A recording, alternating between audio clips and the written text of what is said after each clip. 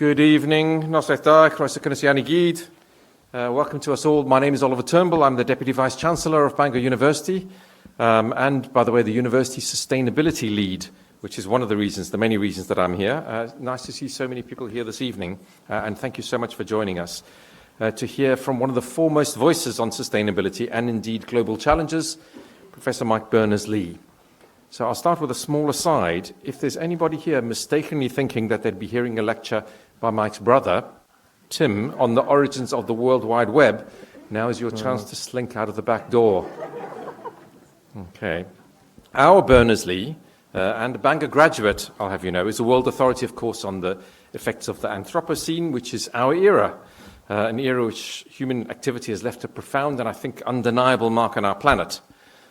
For those in the room who fear the mental health consequences of having a dark narrative about the Anthropocene for the next hour, fear not. Our Berners-Lee is, I think, an optimist, or I certainly hope so, suggesting that there are challenges which are solvable, but only, of course, if we embrace a set of really laudable values in politics, in the media, business, and, of course, in our personal lives. He's a professor at Lancaster University, the author of 2 acclaimed books, one of which I think is a heartfelt critique on bananas. So please join me in welcoming Professor Mike Berners-Lee. Thank you, everybody.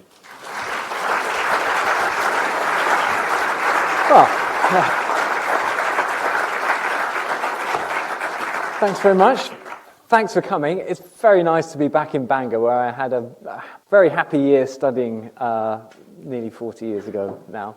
It's lovely to be back and to see some of the people that I was with at that time in the audience, and even an old school friend.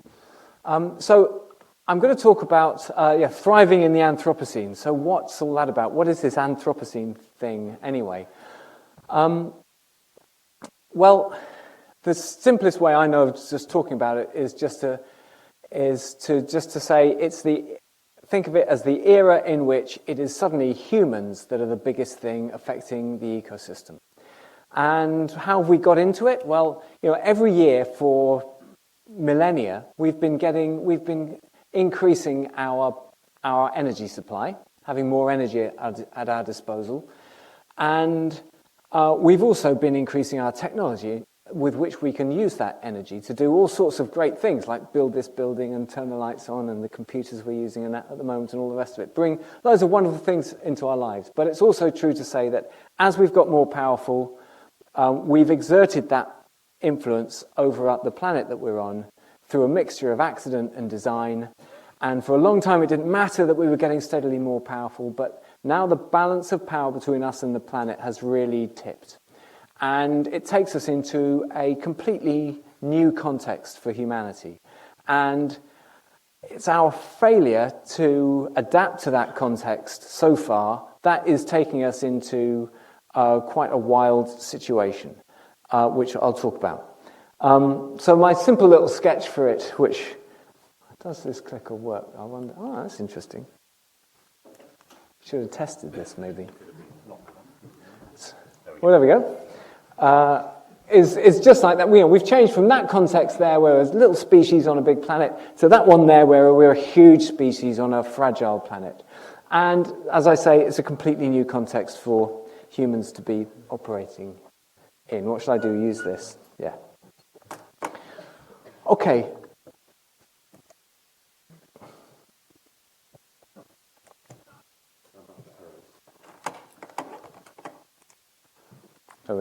Okay. This one? Yeah. There we go. Okay. So what do I mean? We talk a lot about a climate crisis, but what I want to say is that it's a lot more than just a climate crisis. It's at least a polycrisis. A lot of different things going on at once. So we have a climate crisis, of course. Related to that is this urgent energy transition. We have to deal with that whilst dealing with a rising population, whilst feeding that rising population, despite the fact that our soil fertility, partly because of climate, is declining. And partly because we're hemorrhaging our biodiversity, so we have a biodiversity crisis. We have a pollution crisis, which I'll talk about a little bit, and we have disease threats, some of which are coming out of things like the way we do the food system and the fact that our population's risen so fast and so on. So all these things going on, and it doesn't work to try and solve them all one at a time. we have to see them all in a very joined up way if we're going to start dealing with them. So, okay.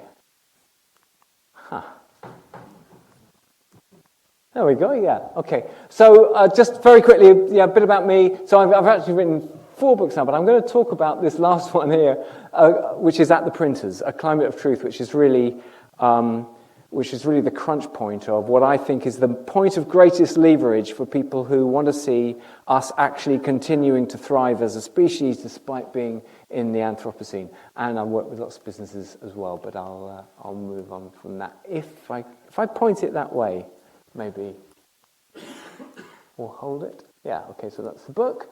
And it looks like that. This is the first time I've talked about it, by the way, so it's kind of... so what you've got to do is just read that. And just to say, it's got lots of pictures. All these blue bits are references. It's got tons of references, because if I was writing about the importance of truth, I thought I'd better try and make sure it was grounded and stuff. And the intention is to put everything about what's going on in the polycrisis and why we're not getting anywhere on it into one, and what we might do about it into one short book. And it really came out of a sense that actually, we're really not getting anywhere on this. So we talk about people like Antonio Guterres, Secretary General of the United Nations, says, we're making progress but not fast enough. Actually, the facts are against him, as I'll show you in just a sec. Here we go. So let's have a look. We've had these 29 COPs, right? Because the science on climate change has been clear in broad terms. It's a very big deal and humans need to do something about it. So for 30 years now, we've been having these COPs. Let's have a look at how effective they've been. So here's a graph of CO2 emissions from fossil fuel use going back to 1959. And here's a marker for the first one of those COPs. So you can't see any evidence in that those COPs have done anything at all. If you were on Mars, you couldn't see any evidence here to show you that humans have noticed climate change is a big deal. So what I'm saying is, that doesn't prove that we can't get on top of this, but it does tell us, look, we've got to see this problem from new angles. We've got to stand right back from it. We've got to say, what is the reason why we're not getting anywhere? In fact, we are accelerating into the problem. We are making the planet worse by a larger amount every year than we made it worse by the year before. That's how bad the situation is. So we need to stand further back to see the problem in new ways. We need to get underneath the problem to see it. We need to understand the reasons behind the reasons behind the reasons why we're not getting anywhere. We need to join up all these issues, and we need to learn from failure, and then we need to see if we can identify the points of high leverage that are actually going to transition the situation from being one in which it's just frustrating to one in which we might at last start to get somewhere. And another way of putting it, so why did I write this book, is because I think there are a lot of people in my sort of situation who work on environmental stuff or climate stuff who are getting pretty fed up with going around this cycle of, we talk about how climate change is a big deal, and then the world just carries on, and then the next year the science has got a bit worse, the symptoms have got a bit worse, and we say, no, it's a really big deal. And everyone ignores it again, and then every year we try and find a more articulate way of explaining how massively urgent this situation is, and every year we just get ignored. And I think more and more of us, if I'm honest, are kind of getting to the point where it's tempting to have a sort of mental model that we sort of imagine ourselves spending our whole lives just screaming about this and getting ignored, and then finding ourselves on our deathbeds going, well, I told you so.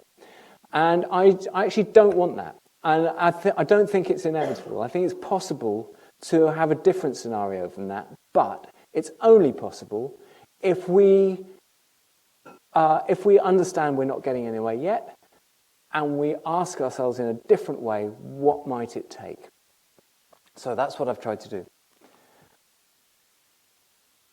Okay, of course, there are other greenhouse gases. Methane is the next most important one after carbon dioxide. And it had sort of looked as though it was leveling out in the early 2000s, but just to say that one is going wild at the moment as well. So we're really not getting anywhere at all on climate. And then I'm just going to mention a few records that we've been breaking in terms of the symptoms of this climate change. And I know that we've heard about them all already, so in some ways I'm not going to say anything that's brand new, but I do want to emphasize something about them, which is that if somebody broke the 100 meters running record by a hundredth of a second, you'd go, oh, God, that's impressive. Let's just check they're not on drugs. But, that's good. But if they broke that record by a whole second, you'd go, hang on a sec, something's not wrong. Something's really not right. Either this isn't an actual human being or the timekeeping was wrong or something. Something is just very definitely wrong. So let's have a look at one or two of these records. Oops, it's two. Just skipping the slides are giving me a funny time. There we go. So here we go, global surface air temperature anomaly. And going back to 1914, you can see that every now and again there's a little record gets broken by a tiny little bit. And up there, the red ones where it started getting hotter. And now suddenly, last year, that massive jump, an incredibly enormous quarter of a degree, or half a degree or so. That's just an absolutely enormous jump. Now, we had an El Nino, but then again, there are El Ninos dotted throughout this time series. And there'll be another one soon. So what about this Antarctic sea ice? So look at the distance by which it has, each thin line is a year. Look at how separate that year is. So there was 11% less sea ice than ever before on this record. That's not just breaking a record, it's slaughtering it.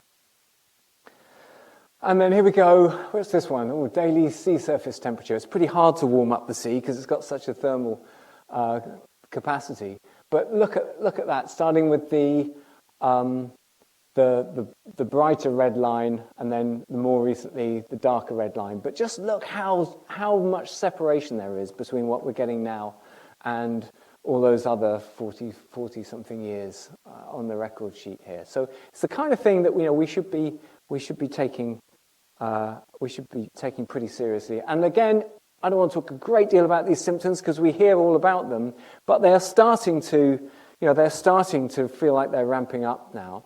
And whatever we do about climate, those symptoms are going to get substantially worse. Even if the whole world was to say, right now we're going to take radical action and start cutting greenhouse gas emissions by 5 or 10% every year, which is unthinkably fast, those symptoms would still get quite a lot worse before there was any hope of them getting better. Then, by the way, as I talk about this stuff, I think it's really important not to try and exaggerate the problem, nor to underestimate the problem. I think the right thing to do is to try and just create the greatest sense of reality that I can. So I hope, I'll test in a minute to see how much you think I'm doing that. And then, of course, this is something that the scientific community is only just very recently rolling its sleeves up on, is the idea that some of these symptoms of climate change, that top picture, by the way, is puddles left by methane exploding out of the permafrost, and of course methane's a powerful greenhouse gas. So the extent to which that methane might be causing more warming, which might be causing more fires, which might be causing more carbon dioxide, which might be causing yet more forest destruction, which might be causing more sea ice to melt, which might be making the world less reflective, so it absorbs more heat, which might cause more warming. And what are the conditions under which these things might all reinforce each other and take us to the point at which actually there's a step change in the climate, and there's that will take place even if we never burned another lump of coal or any oil or gas ever again. At what point might these things just get out of control for us? And the answer is that we don't know. Right? That's the truth of it. We don't know, but we do know that we're throwing the dice, and we do know that most of the modelling that we've got on this isn't capable of capturing these feedback loops properly. Okay, I'm just going to move on a little bit and talk about another. I'm not going to mention everything on those, and every one of those words in that polycrisis slide that I had, but I'm going to talk a little bit about plastic, because plastic's been. I've been a bit late to realizing just how big a place plastic deserves in our sort of sense of the environmental problems that we're getting. So it's funny, when I was here studying outdoor activities at Bangor. I say studying, it's slightly inverted commas. No, we did study, but it was very good fun. But, we talked about plastic, we talked about plastic on mountains and so on. But, it was kind of, it was ugly litter. That's how we thought about plastic. And back in those days, there was less than a fifth of the amount in the world that there is now. Okay, so it's the problem has massively changed. And it's everywhere. So compared to fossil fuel, it is, oh, nice. Thank you. Compared to fossil fuel, the growth rate is much higher. So fossil fuel, for the last 160 years, the growth rate on fossil fuel has averaged about 1.8% a year. The growth rate on plastics is 2 or 3 times that rate. It's colossally fast coming onto the radar.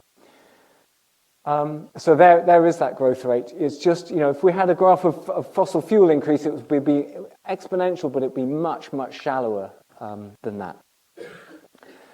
And what happens to all that plastic? Well, because we talk about recycling it. Why don't we recycling it more? The plastics industry is keen to tell us, well, the solution to plastics is to recycle it. What happens to it? Well, 49% goes into landfill, nearly half, where at least it's vaguely contained-ish. 19% of it gets incinerated, that's actually quite, if you do that well, it's quite a good thing to do with it because you can capture the chemicals that are in it. But 10% is just on open dump sites, so it's all the pollutants just going up into the air. And then, a pitiful 9% and falling gets recycled. 7%, open air, these are dump sites, open air burning, and then a few percent just get leached into the land where they're with us, the land, the air, and the sea. Actually, we're breathing it in. Where they're with us forever. And these plastics contain about 16,000 chemicals, of which about half have been tested for health concerns for humans, of which about half have been identified as having a health concern. That's about 4,000, of which only about 400 have actually had any kind of regulation to restrain them. And even the ones that are regulated, there's really no telling whether or not, or the extent to which they're still being put into plastics that are made around the world. So there they are. It's getting everywhere, and it's getting into our bodies. In fact, it's in every organ of every person in this room. It's in our penises, it's in placentas, it's in breast milk, it's in the brains of unborn babies. And it contains, there's 2 things about it. One is there's sort of microplastics, which physically disrupt our bodies. And more, just as seriously, there's endocrine disruptors, which disrupt our hormone system, and they do things like crash our fertility rate and give us a range of cancers. And the science of all this is emerging. But the growth rate on plastics is so high, and the permanence of plastic is even more than greenhouse gases, and arguably our addiction to it is even stronger than our addiction to fossil fuels. So you can expect plastic to be something that we hear a lot more about in the coming years. Okay, so those are some of the symptoms of the polycrisis that we've got. If only it was just about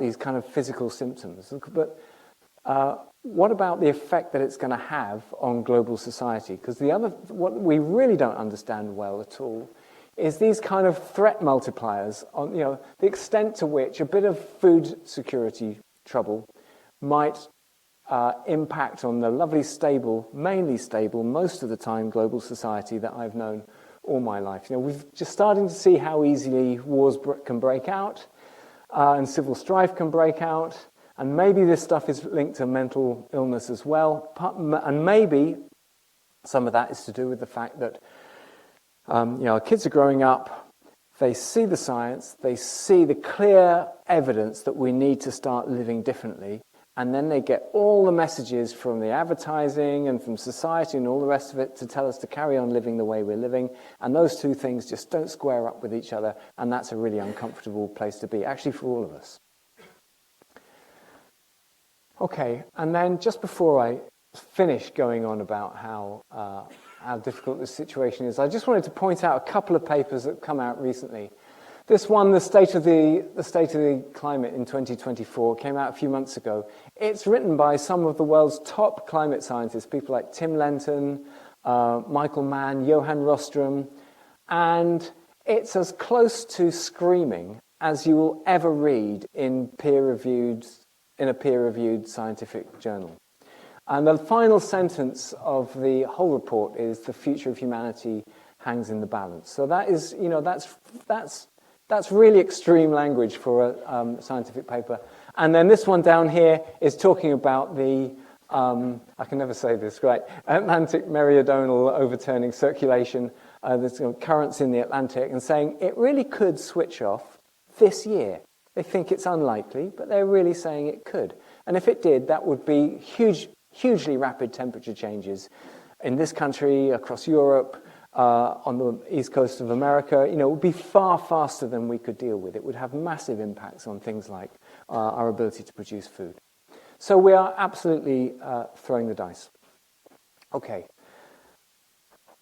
There we have it. I've talked about some of these elements of the polycrisis. I could spend the whole talk on those, but I want to move on. But just before I do move on, I just want to get a show of hands. I'm going to ask for three questions. In a moment, I'm going to ask you to put up your hand if, in broad terms, you think the situation is about as serious as I've described it. Don't worry about the details, but in broad terms.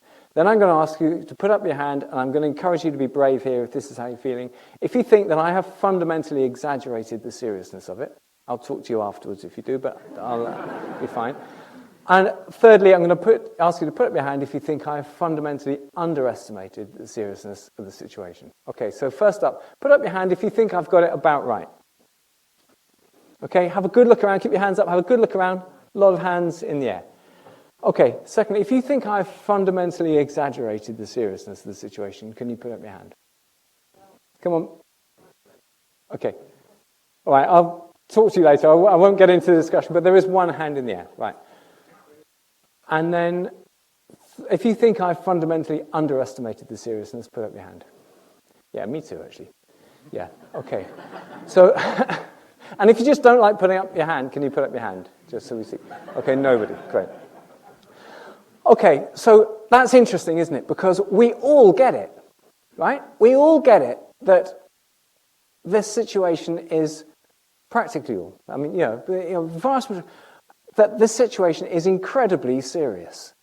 And yet, you turn on Radio 4 in the morning and you'll occasionally get a mention of some of this stuff, but the overriding flavor that you'll get is, well, what you should do is just, the appropriate response is to carry on as normal. Right? That's absolutely the case. And we've got, Rachel Reeves saying, oh, well, growth is more important than the environment. We've got all this stuff going on with all the messages from advertising and all the rest of it. The messages that we're getting, even when we go home to our friends and families and all the rest of it, we're likely to find ourselves in so many situations in which what we're being encouraged to do is just carry on completely as normal. So it takes an enormous amount of strength to not carry on as normal. And yet we all get it, and now we can see that each other get it as well. I mean, it's crazy, isn't it? And surely this is a point at which we must be surely inching towards the point where we're really ready to start acting as if we're in this situation. Okay, and then this quote I think is really, why is it so important to stare this thing in the face? It's because not everything that can be faced can be changed, but nothing can be changed until it's faced. And I think it's just so important to do that now. And what I find, one of the most depressing things I think I see is a kind of techno-optimism where people sort of say, oh, no, it's fine, we're getting there, we've got all the technology, life has never been better. Humans will be fine because we've always been fine. Ah, yes, but we've never had to cope with the Anthropocene challenge before. And I want to show this curve, which is a just really well-established grief transition curve developed by Elizabeth Kubler-Ross, who was working with people coming to terms with their own impending terminal illness. And she just said, we all go through these phases, and it gets used now in management training and all sorts of things for describing how people come to terms with uncomfortable news. So first up, there's a bit of shock and denial, and we pretend it's not real. And then we get cross about it, and we talk about it.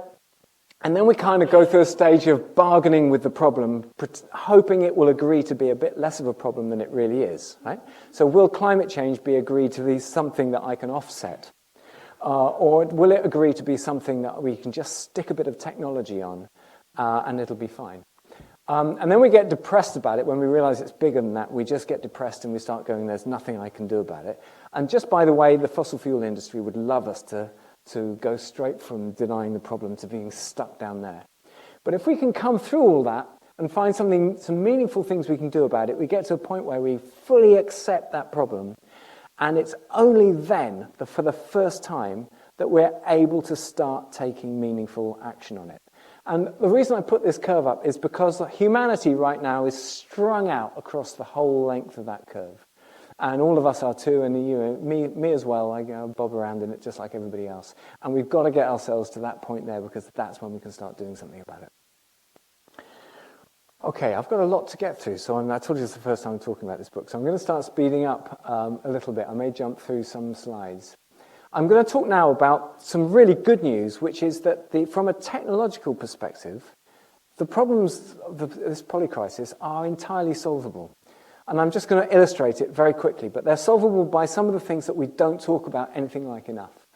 So first up, this is total energy use, and it's made up of a mixture of the dark bit here is the stuff that doesn't have greenhouse gases in it, the renewables and the nuclear, and the stuff down here is the stuff that does, the fossil fuel. And the scenario I've grown here is one in which we grow our non-fossil fuel energy supply at 4.1% per year, which is how fast we're growing it now at the global rate, which is a very high rate to sustain the bigger that amount gets.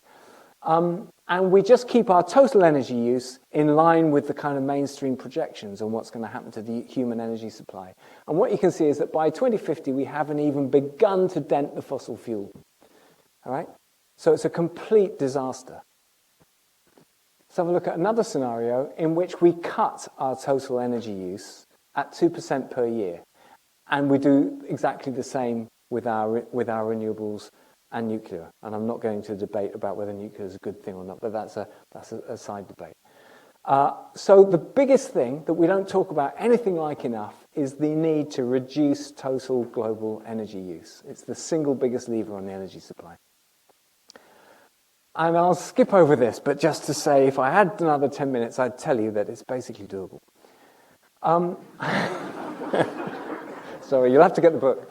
I want to say a tiny bit about food. This is just some research we did at Lancaster looking at all the global, tracing the world's calories on their journey from field to fork. And we grow this massive, nearly 6,000 calories a day at the global level. Isn't that great? We did this for all the nutrients, by the way. I'm just going to show the calories for speed. And we also grow all this food here that animals can eat that we can't. And what happens to it on its journey? We feed all that to animals, and all that huge chunk there of edible crops, human edible crops that we feed to animals, and the animals give us back that little red sliver there. And that's only when you add in the wild-caught fish as well that they give us back. And all the rest, all this big chunk here, that's animal losses. That's just doing inefficient things like walking around and keeping warm and burning up energy and stuff like that. So, and sometimes burping up methane.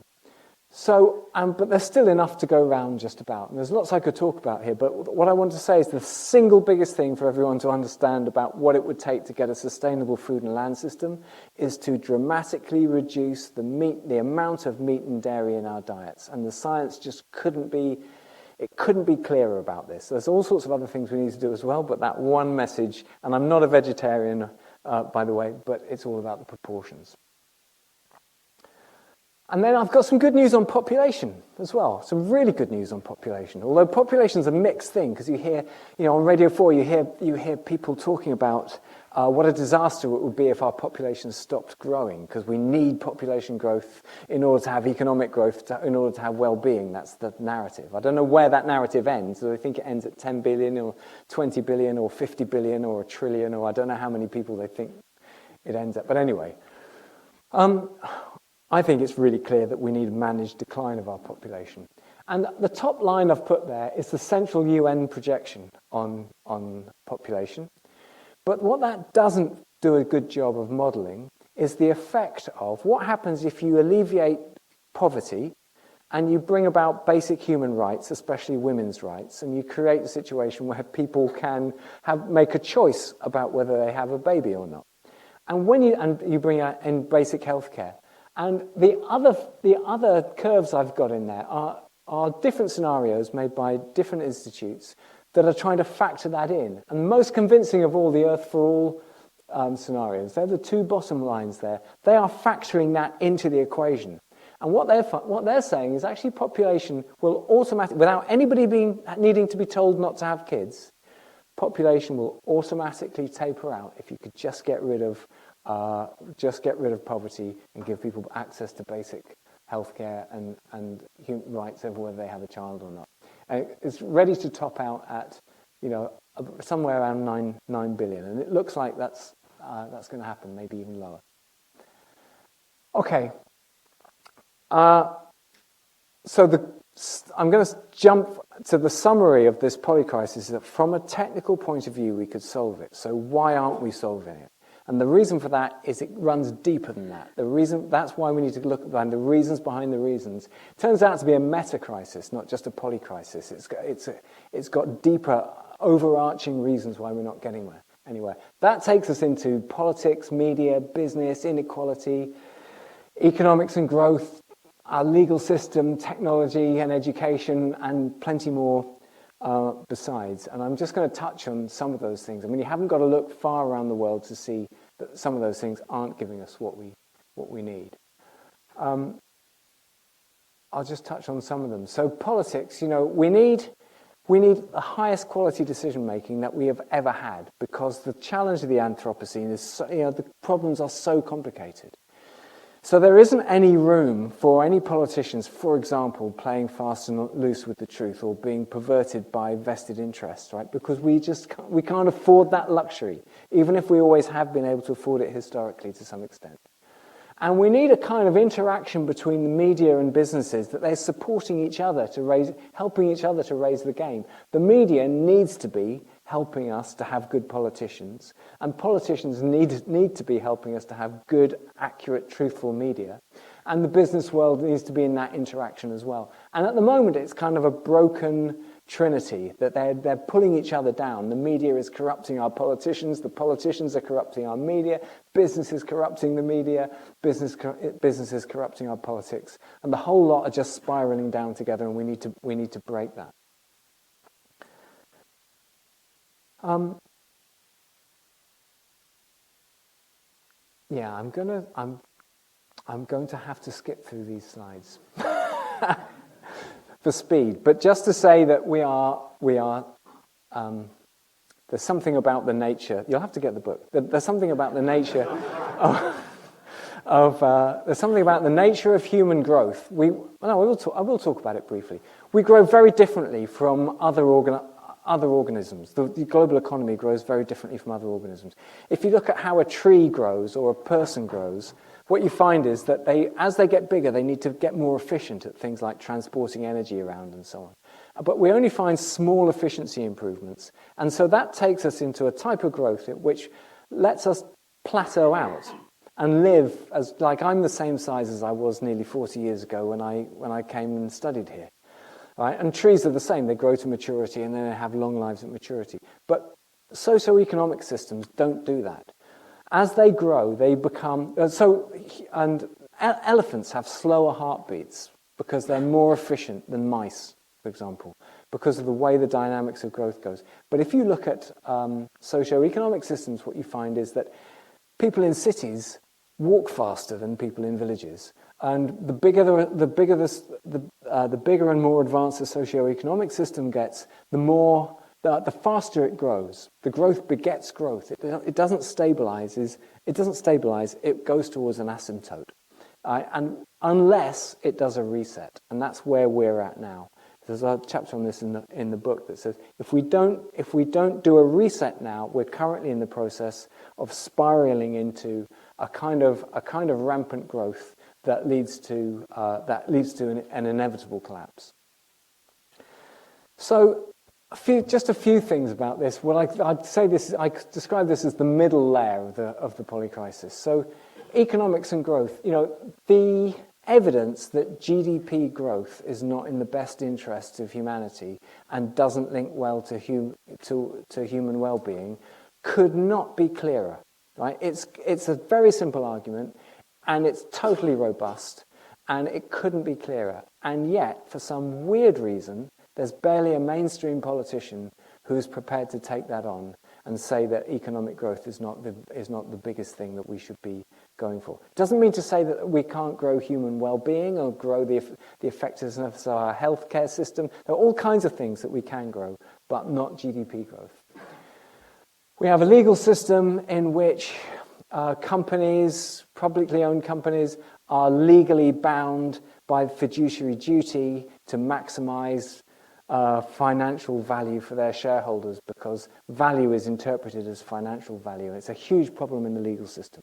We also have problems with the legal system that it can be used as a tool for bullying by anybody or any organization that's rich and powerful.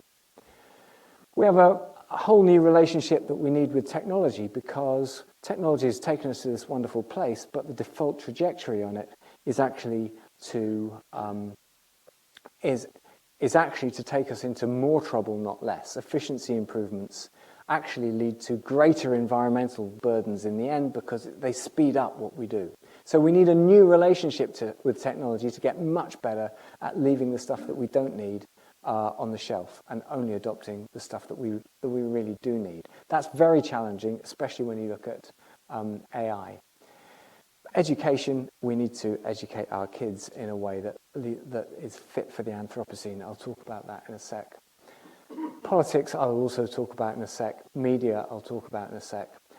When I get on to what I think we can all do about this, because I think that's obviously the critical thing. Inequality, I could talk about all day, but it's pretty clear that we can't deal with this unless we deal with inequality, because there are 8 billion of us on this planet, like it or not, and we will sink or swim together. Okay, so thinking and values. For me, this is the center of this meta-crisis, and I think it's the bit where we can have the most leverage. So I'm going to talk about where I got to with my kind of big reflection on what would it take, given the failure we've had so far. What would it take to sort this out? I won't talk about ways in which we think, but just 3 really simple values, and these are in my last book, No Planet B, as well. We've got to get better at respecting all people wherever they are in the world, because we're all in this together, like it or not. Whether you are Palestinian or Israeli or Ukrainian or Russian or American or European or whatever, we have to find a way of treating every person as if their inherent value as a human is equal. And, I'm not trying to be utopian about this, but, I'm just being practical. However far away from that situation it feels that we are at the moment, we have to get there. Well, obviously, we have to respect the environment a lot more, and we have to respect truth like we've never had to respect truth before. So it's weird talking about this now in this way, where we are at the moment. We've had a slight step in the right direction in the UK, maybe, arguably, feels pretty fragile. But in the US, it's obviously gone absolutely mad. But I'll talk about it now, because the real question is, when all these problems are so global and systemic, and when nothing anybody's done so far has worked yet, what could I do, what could any of us do that would actually make a difference?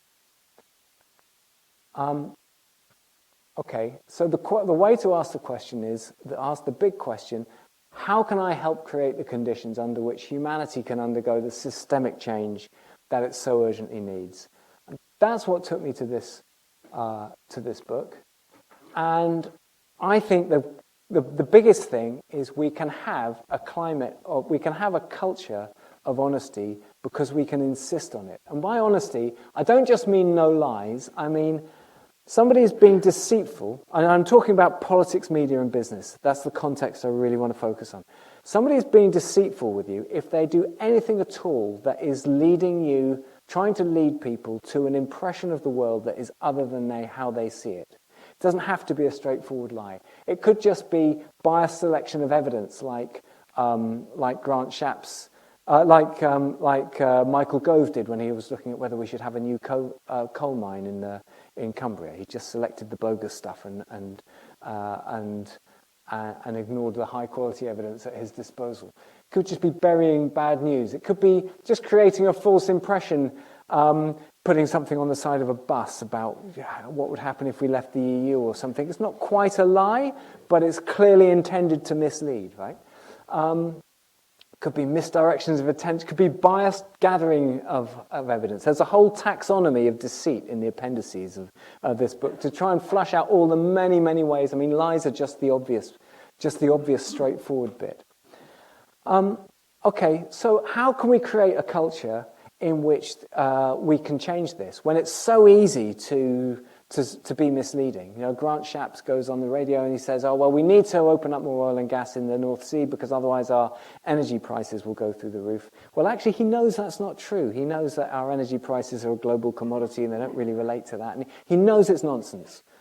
But it's so easy. It only takes him 5 minutes to say that on Radio 4, and it's very hard to unpick it. So in that context, and how can we create a culture of truth?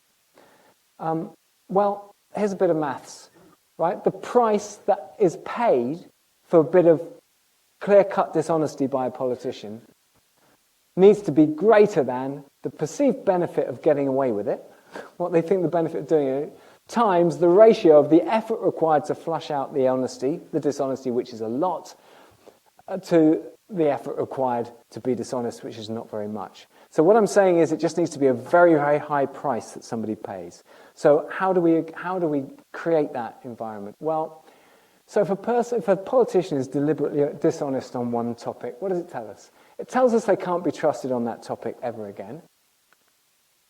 Right? It tells us they can't be trusted on anything at all. I'm not just talking about climate. I'm talking about you might care about healthcare, you might care about your energy bill, you might care about the climate, you might care whatever it is. You can't trust them on anything whatsoever if they've shown they don't care about the truth. More than that, it tells you can't trust any of their colleagues who have stood by in the knowledge that they are being deceitful, because they had a duty to call it out. And there's a Nolan principle on this. And that's a showstopper. So if you look at the last government that was in, there was not one, the last government was, I'm not trying to be party political here, but the last government was pouring out everyday dishonesty to the UK public, just at high speed in their final months especially. And every single one of them stood by and was guilty of this one. And by doing so, made themselves unfit for politicians. And it lasts forever. It's not something we forget about in a year's time or 5 years' time.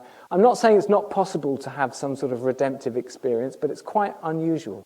And if we can apply that standard to our politicians and really insist on it, then we can change the dial. I don't want to be utopian, but we can change things, quite a bit. The harder we push, we've been really dopey on this. We've actually voted for people who we know have been dishonest with us. It's insane, right? So we've got to see it as abuse, right? So if in the BBC now, if a BBC presenter gropes somebody, is found to have groped somebody, that's the end of their career, right? And if one of their colleagues, if it comes to light that one of their colleagues knew that they'd been doing this and kept quiet about it, that's the end of their career as well, right? And the reason why it's like that now, it's becoming like that, is because we, the public, collectively have insisted on it, because it's disgusting and it's not good enough and we're not having it. And yet, when it comes to our politicians saying things that they know will mislead us, we tolerate it and still vote for them. But it doesn't have to be like that. We can insist on better than that. And there's kind of stuff in the book about how can you tell whether someone's telling the truth or not, and then what do you do about it. So, just let's ask really, really carefully which one of these faces will pass this test. And there are, I think there are a few who would tolerably pass this test. If you get a chance and you're voting, this is not just about what you do at the ballot box, but if you get a chance and you're voting, by the way, if you don't think either of them if you don't think there's anyone who's acceptable, it's really important to vote for the least bad, because you change the dial by doing that. And then next up, the media, and there's a whole lot about this in the book, which is, just to ask really, really carefully, what is our basis for thinking that any of this media can be trusted, new and traditional or new? Sorry, I'll finish up in a sec. And there's sources on there, things like Double Down News, the Byline Times. Blue Sky is like the version of what used to be Twitter. It functions in exactly the same way, but without the poisoned algorithms. So I'd encourage anybody who wants, it's so much healthier platform to be on than Twitter. It's just the best. It's one of the good things that's come out recently. But just ask really carefully, who owns your media? What is their track record for honesty? What is my, just ask very, very carefully, what is my basis for trusting it? And if you can't trust it, if it doesn't, even if you like the TV guide or the crossword or anything like that, do not use it. Don't let it have any money, and don't even feed it, don't even read it and thereby feed its advertising streams. Because we've got to do better than this, right? We just have to have a society that's not being we're not being railroaded in the way we are by deep power. I'm getting finally to the end, so just to say, we talk about getting on top of environmental problems. We could all imagine different things, but we talk about it as if it's a hair shirt in some way. It's not. It's a quality of life improvement, but we've absolutely got to wake up. Final messages. I don't know what to say. I think the crisis we're heading for, I can't tell. Nobody can tell exactly how bad it's going to get, how quickly.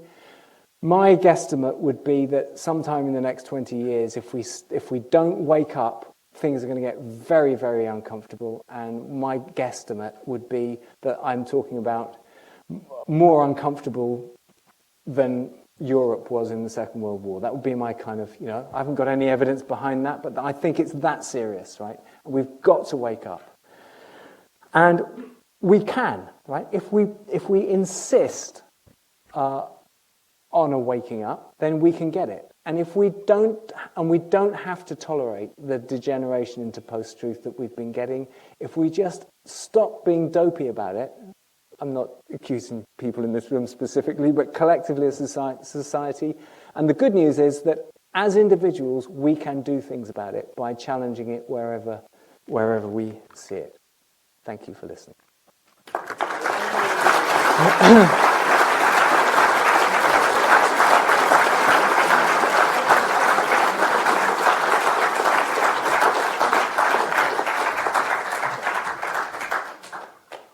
Any questions?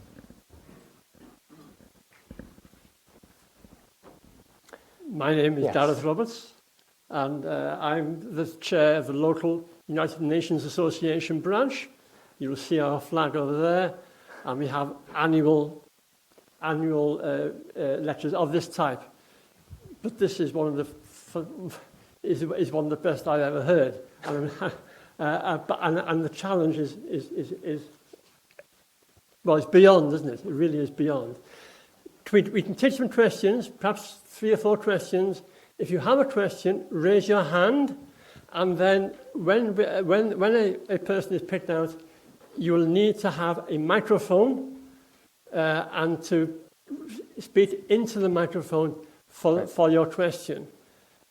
Can I take the one from over here, please? Okay. Yes, please. Thank you. Thank you very much. Wonderful talk. Could I be so bold as to say perhaps it's not a polycrisis? Really, you've talked about it, but it wasn't in your original graph. It's an economic crisis. We as humans are obsessed at competition between individuals and competition between countries.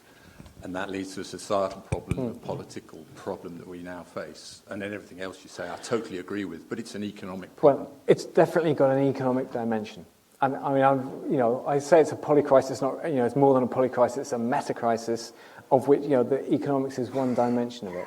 And we've been telling the wrong storylines about ourselves.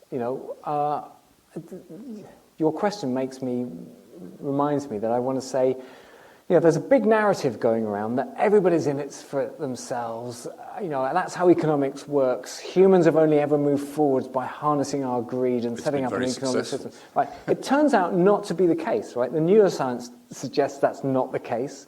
The evidence from genetics, the evidence from human history even tells us that's not the case. Right? We're capable of being really collaborative. We're capable of being really nice to each other. We're capable of being nasty too. But the really good news is we are capable of deliberately choosing our values and cultivating them. We are capable of cultivating the values that we need. And I haven't got sort of time to go into a great deal, but there's good evidence for that. But we need to make that choice. And we need to resist that bogus narrative that we're all greedy and everyone lies, don't they? And everyone's just in it for themselves. No, but we're all locked into it. We're not like that. We're locked into the economic system. Well, to survive, we're locked in. At the moment, we're locked into it because we're not challenging it. Yeah. Sure. Next question. Who do I take next? Thank you. Yes. Thank you very much. Fantastic talk. I really liked that moment of kind of hope at the end when you had that nice slide of people doing park run and having a great time doing gardening in their communities. Yes. And so you presented a kind of vision that somehow there's a different world where we're all living that nice life. But the reality is, a lot of us, I personally love ice cream, Mm-hmm. And as you said, you yourself continue to eat meat. I had ice cream last night. Yeah. Exactly. Lovely stuff. And, we also, many of us, do make choices on a day-to-day basis that are not necessarily sustainable if everyone on the planet did them. Yeah. So can you just say a few words about what individual sacrifices and how we get to that position where society, in a democratic society, decides to make those personal sacrifices? Well, it's not primarily about sacrifices, right? It is primarily about living in a way which will be more fulfilling and will be better and we'll enjoy it more and we'll feel better. And that kind of lead weight that's hanging around us all, because we've all got it, that we know there's just a basic disconnect between how we live and how we need to be living. So it's not fundamentally a hair shirt, but within that there is some responsibilities, right? There are some things that are just not good to do. And we need to be careful with that. We don't all need to be saints, right? It's not about beating ourselves up for our imperfections, because I've got plenty of them. We're all going to always have plenty of them. It is about trying to do better all the time. It is about finding ways in which we do things that are more responsible and find ways in which that's better as well, right? That's the clever trick. But it's not, this came up yesterday, Dodie, I hope you don't mind. You read out some quote or something. I can't remember the words of it at all, but, it's not about where you go, it's about how much you notice when you go there, right? So you can do the biggest bucket list in the world. You can have going to Mars on your bucket list, and, it'll never be enough if you don't even notice where you're going, but it might just be one of the things we need to get better at is appreciating the small. I'm rubbish at this, by the way. The small things that are right on our doorstep. That's something humanity needs to get better at, away from this kind of big is better kind of thing. So it is a different way of thinking. Yeah. Person that I see on the as you go up on the right hand side. On the right-hand side, the person, the lady here. Yeah, okay, great. See you. Yes. Yeah. Thank you. I really like the slide where you pointed out the truth stuff and how we skewer people who are telling lies and devalue them. I wonder to what extent our first-past-the-post electoral system means that we get oppositional politics and the whips force the politicians to vote untruthfully. Yes, it's such a huge deal that there's a whole appendix about how we might improve our political system in the UK, and part of that is first past the post is desperate, right? So it means that if a whole load of politicians all agree, broadly speaking, on something sensible, and just have slightly different views on it, we all split each other's vote, and none of them get in, and the outlier with the mad views gets in. I mean, it's ridiculous, right? So that has to change. I mean, that's just so... It's a shame. It would be such a simple change as well. In every constituency, you just have a single transferable vote, and it'd just be... Oh, it would be so easy to put in place. Yeah, but I think... Yeah. How do we get there, right? If we have a more honest politics going on, right, then the quality of discussion will go up, and one outcome of that will be we'll be able to have a proper and intelligent discussion about how to do our voting system. So that's why it's still honesty that is the leverage point for that. Okay, I've got a chance. I'll have a chat with you later as well. Do we as little people have any say in this at all? I think that you talk about national politics, and I think we had an election last summer where the choice was between exactly the same party. All 6 parties that I had to choose from, they were rubbish, so I didn't vote for any of them. It was pointless. I think most of the decisions, if not all the decisions, are being made by small groups and cliques like the World Economic Forum, where you have to be at least £1 billion, $1 billion, €1 billion, whatever, in your back pocket before you can even join to have your view listened to. What do you think on that? Yes, I agree with a lot of what you said. We have a huge problem with our over-rich. In the book, I don't call them super-rich; they're just over-rich, and it's definitely a huge problem. What do you do if you go to an election and you think all the candidates are inadequate? And I think this is a really important point. It is really important that you vote for the least inadequate of them all, right?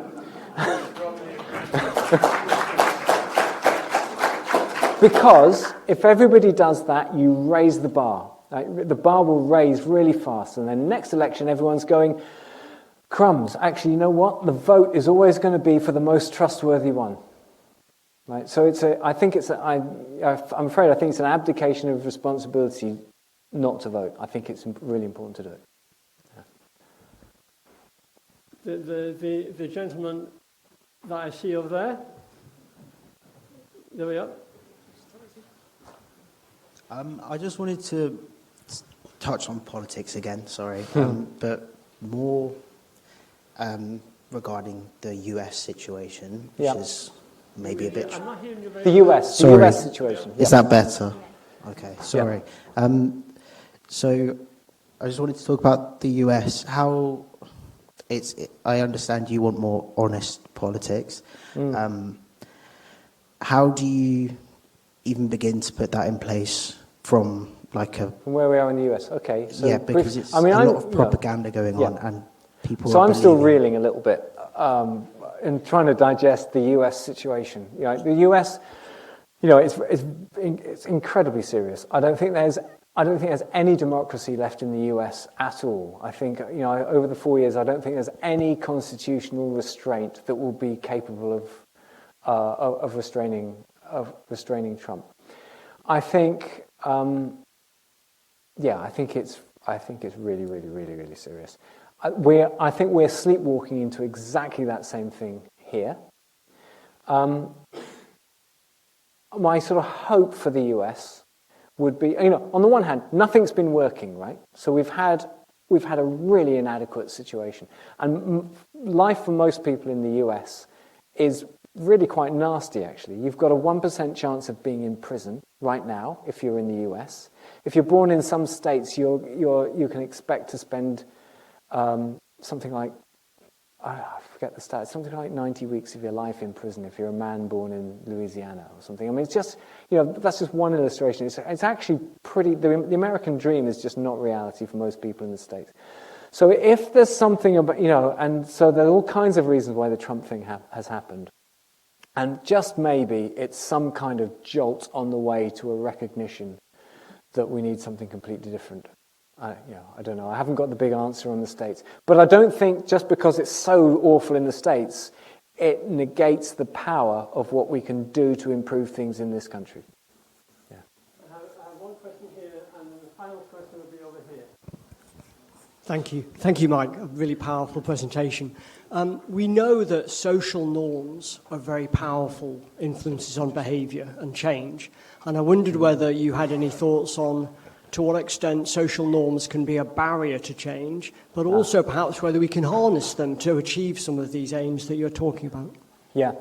Social norms are hugely, really, really important. I mean, I remember COVID. Can you remember how, during COVID, how uncomfortable it felt if you were ever either the only person in the room wearing a mask or the only person not wearing a mask? It doesn't matter what the rights and wrongs of it were. It was uncomfortable to be different.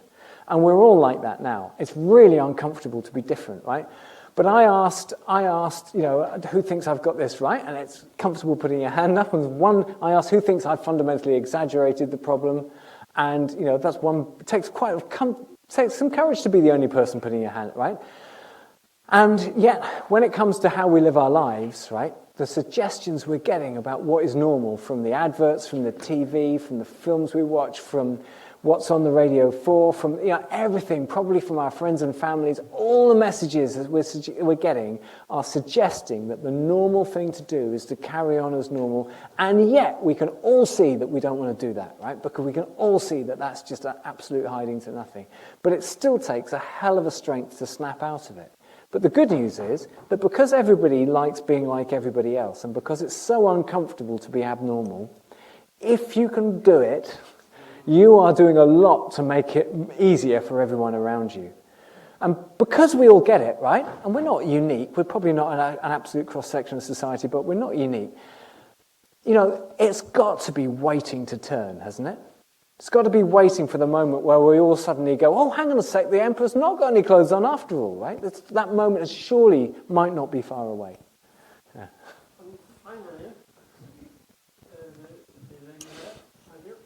Thanks so much for your talk.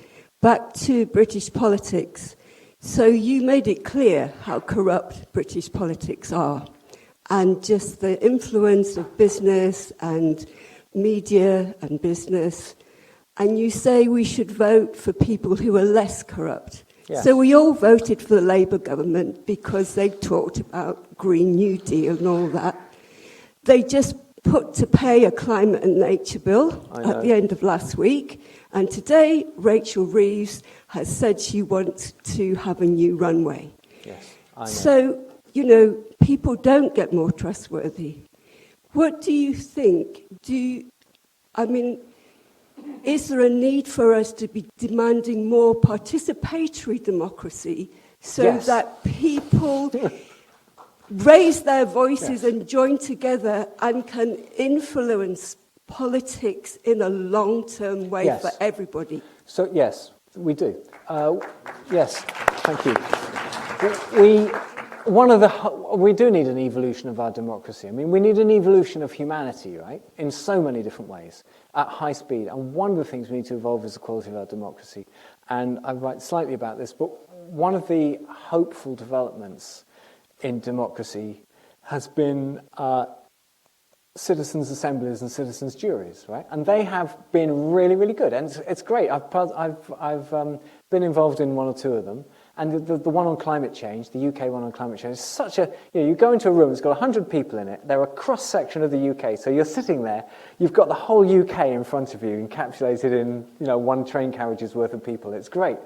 And they go through this process, really squeaky clean process for high-quality evidence and good facilitation, and it's independently moderated, and there's like every check and balance you can imagine in there. And you get these ordinary people, and you take them through this process in which they are without a vested interest, given time and effort, given time and some help with facilitation and access to whatever expertise they want, and blow me down, what comes out of it is really, really sound and sensible, right? And the only flaw in the system is that there's nothing to stop the government ignoring the law, right? But if we could just do something about that, then it'd be really good. And they've been used in Ireland to deal with some really thorny things like abortion and stuff like that. I mean, so that kind of everyday participatory democracy is really important. And it's not that everybody has to be fully involved, but there needs to be a properly representative sample going through a process like that in the absence of vested interests. Yeah. Okay, thank you very much. Thank you for the questions. Clearly the questions have now finished, but will continue. The debate will also continue. But before we finish, I do want to put an advert for a local aspect on all this. This event has been a joint cooperation between the university and the local branch of the United Nations Association. Now, whatever you think of the United Nations Association, it's best to have one rather than not to have one. This year marks the 80th anniversary of the United Nations, and our local branch seeks to promote the work of the UN, including its aims for peace and security and the pursuit of the Sustainable Development Goals. For the 75th anniversary, the branch produced a booklet which explains how the United Nations was formed and how it continues to work. It's not perfect by a long way, but it's far better, I'm sure that you agree, that it should continue rather than not. The booklet has been updated recently by our secretary, Richard Shires. Richard is the person in the back there who is holding up his booklet, and they're available for a small donation of £3 each in the foyer as you leave, should you wish to buy one. There is also there a box for donations in the foyer to assist our UNA local branch, and you may wish to make a donation directly to the Central United Nations Association using the QR code, which will face you as you go out of the room into the foyer. But thank you all for coming, and a particular thanks to Mike for inspiring us all and for depressing us all at the same time. Thanks very much. Thank you.